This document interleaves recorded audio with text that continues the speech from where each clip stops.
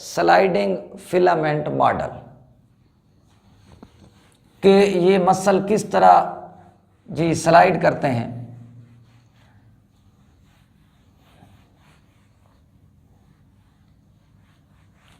अच्छा भाई, ये दो भाई थे एच हिग्सले और एफ हिग्सले। उन्होंने पहले हाइपोथेसिस दिया था जो कि अब थ्योरी बन चुका है, स्लाइडिंग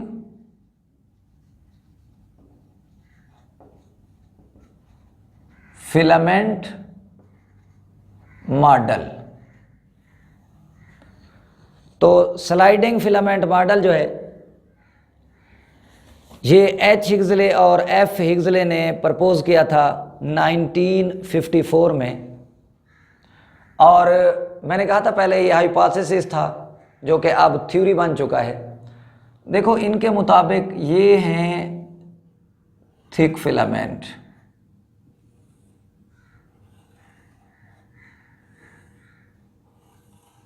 जी ये थिक है, और ये वाले जी थिन है।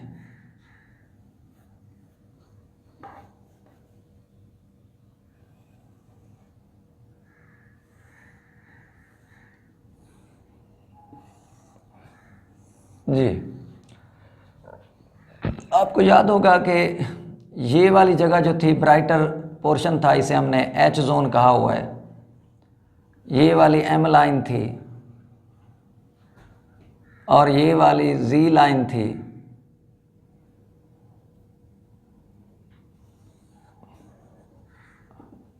इसी तरह ये वाली भी जी लाइन थी।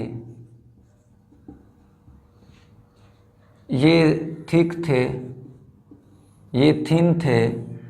थिक जिसमें अरेंज थे ये ए बैंड था। अब ये वाले आई बैंड वाले हैं, ये आई बैंड है, ये भी आई बैंड है। अब देखें, आपको याद होगा कि ये जो मायोसिन के मालिक्यूल हैं इनकी टेल पर 2 ग्लोबुलर हेड होते हैं। हर मालिक्यूल के 2 होंगे, ऐसे इधर भी होंगे, यहाँ भी होंगे। तो थिक फिलामेंट की दोनों एंड पर ग्लोबुलर हेड होते हैं और ये ग्लोबुलर हेड अटैच होना चाहते हैं जी किसके साथ, G binding site of the actin filament. तो एच हिग्सले और एफ हिग्सले ने बताया कि इस मॉडल के मुताबिक थिक और थिन जो है ये स्लाइड करते हैं, यानी इनकी एक्चुअल लेंथ कम नहीं होती। मेरे हाथ को देख लें, इनके एक्चुअल फिलामेंट की लेंथ कम नहीं होगी, बल्कि एक दूसरे के अंदर बाहर इसी तरह स्लाइड कर जाएंगे। ये देखें, इस मॉडल को इसलिए हम नाम देते हैं स्लाइडिंग फिलामेंट मॉडल। अच्छा देखें, अभी आपने पढ़ा था कि ये एक एक्टिन की फिलामेंट है, इसी तरह ये दूसरा एक्टिन का फिलामेंट है। इस पर ये देखें, ये बाइंडिंग साइट थी और इसको छुपाया हुआ था जी ट्रोपोमायोसिन ने। यहाँ ट्रोपोनिन थी। अब होता यह है कि जब पैगाम आता है ना कैल्शियम आयन की शक्ल में, तो ये कैल्शियम आयन आके अटैच हो जाते हैं ट्रोपोनिन से। जब देखें ये ट्रोपोनिन के साथ अटैच हो गए, अब ट्रोपोनिन ने डिस्प्लेस होना है, अपनी जगह से हटना है। जो ही थोड़ी ये मूव करेगी तो ट्रोपोमायोसिन भी इनके साथ अटैच है, वो भी हट जाएगा। जब हट जाएगा तो फिर डायग्राम देखें इस तरीके से बन जाएगी।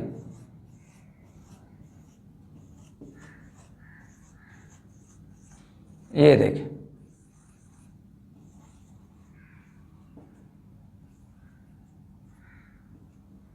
अब क्या होगा कि ये जो बाइंडिंग साइड थी, ये देखें,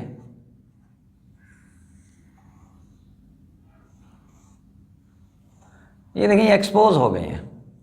जब ट्रोपोनिन डिस्प्लेस होगी तो ट्रोपोमायोसिन भी हट जाएगी, तो एक्टिन पर जो बाइंडिंग साइट है ये एक्सपोज हो जाएंगे।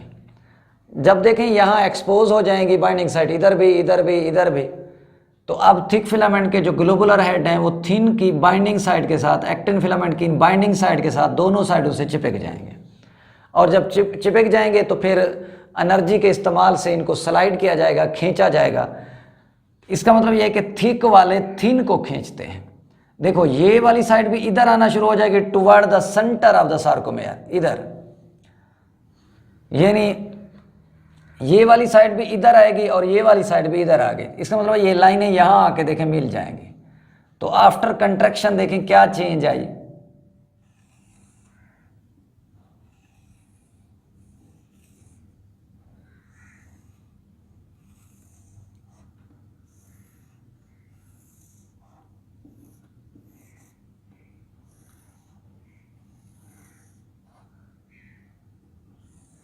जी अब ये वाले थिन जो है यहां आ गए, ये वाले यहां आ गए। ये देखें आफ्टर कंट्रैक्शन इस तरह की डायग्राम बनेगी। ये वाला वही ए बैंड है। अब ये देखें ये आई बैंड है, कम हो चुका है, ये भी छोटा हो चुका है आई बैंड। और ये वाला जी अब एच जोन है नहीं, ये वाला जी सार्कोमेयर है, ये जी लाइन थे, ये भी जी लाइन थे। हाँ अब चेंजेस क्या आएंगे। पहली चेंज ये होगी कि आप देख सकते हैं एच जोन डिसअपेयर, कि एच जोन डिसअपेयर हो चुकी है। इधर देखें एच जोन ये वाली जगह थी जिसमें सिर्फ थिक थे, अब थिन यहां तक दोनों पहुंच गए। इसका मतलब थिक और थिन दोनों आ गए हैं, तो एच जोन खत्म। तो पहला काम ही यही हुआ कि एच जोन क्या हो चुकी है, डिसअपेयर, गायब हो चुकी है। ठीक है, दूसरा पॉइंट कि जो आई बैंड है ये रिड्यूस्ड कहें या शार्टन कहें एक ही बात है। ये छोटे हो चुके हैं, रिड्यूस हो चुके हैं जी। कौन? I band. देखें आई बैंड यहाँ इतना फासला था, अब देखें यहाँ इतना है, तो इसका मतलब फासला ये देखें यहाँ इतना था, यहाँ इतना है, तो फासला कम हो गया, तो इसलिए आई बैंड रिड्यूस हो चुके हैं।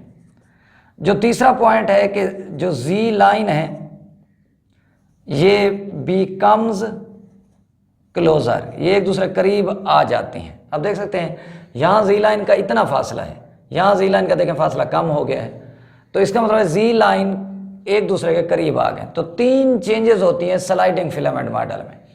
एच जोन डिसअपेयर होती है, आपके सामने थी, आई बैंड रिड्यूस हो गया है और जी लाइन क्लोजर आ चुके हैं। और ये स्लाइडिंग फिलामेंट मॉडल में मैंने कहा कि किसी फिलामेंट की एक्चुअल लेंथ नहीं कम होती, बल्कि ये स्लाइड करते हैं। देखिए कौन स्लाइड करेगा, ये अगर थिक है तो थिक के ऊपर थिन ऐसे स्लाइड करते हैं, यहां तक जाएंगे फिर वापस आ जाएंगे। तो ये साइकिल बार बार इस तरह रिपीट होता है।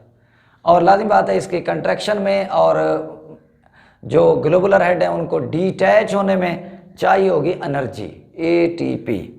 एनर्जी होगी तो ये काम होगा, वरना कुछ नहीं होगा। तो यही हम एनर्जी के हवाले से बात कर रहे हैं।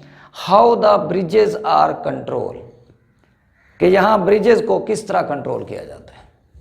हाँ अब मेरी बात ज़रा सुन लेंगे जी। हाउ ब्रिजेस आर कंट्रोल,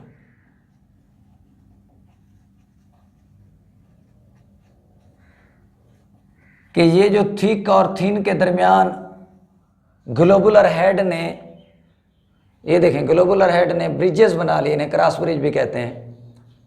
तो इन क्रॉस ब्रिज को किस तरह कंट्रोल किया जा रहा है। हाँ देखें ये दो सूरतों में देखेंगे, एक हम देखेंगे एट रेस्ट और एक हम बात करेंगे ड्यूरिंग कंट्रैक्शन।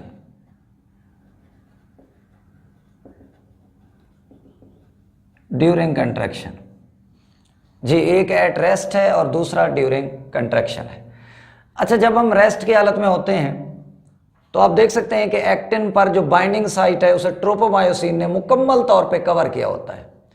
जब ये ट्रोपोमायोसिन पर एक्टिन साइड एक्सपोज नहीं होती तो ये ग्लोबुलर हेड थिक के इन थिन के साथ अटैच नहीं हो सकते। तो ये तो है एट रेस्ट। लेकिन जब हम चाह रहे होते हैं कि हमारी मसल कंट्रैक्शन हो, तो फिर न्यूरॉन जो ही इंपल्स भेजेगी मसल की तरफ, तो वहां से रिलीज होते हैं देखिए कैल्शियम आयन, और ये कैल्शियम आयन आके अटैच हो जाते हैं जी, अभी पढ़ा ट्रोपोनिन के साथ। जब ट्रोपोनिन के साथ अटैच हो जाते हैं फिर ये डिस्प्लेस कर देते हैं ट्रोपोमायोसिन को, और इससे बाइंडिंग साइट एक्सपोज हो जाती हैं। और जो ही बाइंडिंग साइट एक्सपोज होंगी तो थिक फिलामेंट के जो globular head in thin filament की बाइंडिंग साइट के साथ अटैच हो जाएंगे, और जब बाइंडिंग साइट के साथ अटैच हो जाएंगे तो कंट्रैक्शन स्टार्ट होगी, यानी एटीपी हाइड्रोलाइज्ड होगी और ये ग्लोबुलर हेड थिन को toward the centre of the sarcomere, यानी ये वाले इधर उसे पुल करेंगे और ये वाले इधर ऐसे पुल करेंगे। अच्छा, जब ये मसल पुल हो जाएंगे फिर इनकी जो क्रॉस ब्रिज है उनको तोड़ने के लिए चाहिए होती है एनर्जी। और आपने देखा होगा कि आफ्टर द डेथ कि ज़्यादा टाइम गुजरने के बाद जो मैयत है, जो डेड बॉडी है, वो स्टिफ हो जाती है, सख्त हो जाती है, स्ट्रेट हो जाती है। उसकी वजह क्या होती है कि वो सख्त इसलिए हो जाते हैं कि मसल जहाँ उनके क्रॉस ब्रिज बन चुके हैं, अब आहिस्ता आहिस्ता उसके पास एनर्जी तो है नहीं, और अब ये इन मसल की रिलैक्सेशन नहीं होगी, ये क्रॉस ब्रिज अलग नहीं होंगे। इसलिए आपने देखा होगा कि बॉडी जब डेड होती है तो उसकी फ़ौरन ही, जब तक जिस्म गर्म रहता है तो एटीपी रह जाती है, तो उसके हाथ पांव टेढ़े हों तो सीधे कर दिए जाते हैं, आंखें बंद कर दी जाती हैं। तो अगर ये टाइम गुजर जाए और मैयत ठंडा हो जाए, मतलब एनर्जी ख़त्म हो चुकी होगी, तो फिर अगर ये देखें आर्म का कहीं क्रॉस ब्रिज बना हुआ है, टर्न है, मुड़ा हुआ है, तो अब आप तोड़ सकते हैं लेकिन वो सीधा नहीं होगा, वजह के बॉडी के अंदर अब एनर्जी नहीं है। तो आफ्टर द डेथ जब एनर्जी ख़त्म हो जाती है तो मसल स्टेट ऑफ कंट्रैक्शन में रहते हैं, तो ऐसी हालत को, स्टिफनेस वाली हालत को नाम देते हैं रिगर मॉर्टिस। तो ये रिगर मॉर्टिस है जी, रिगर मॉर्टिस जी। ये मैंने बात की how the bridges are control. अच्छा देखें, बाकी जो नेक्स्ट है इंशाल्लाह वो नेक्स्ट लेक्चर में बात करें।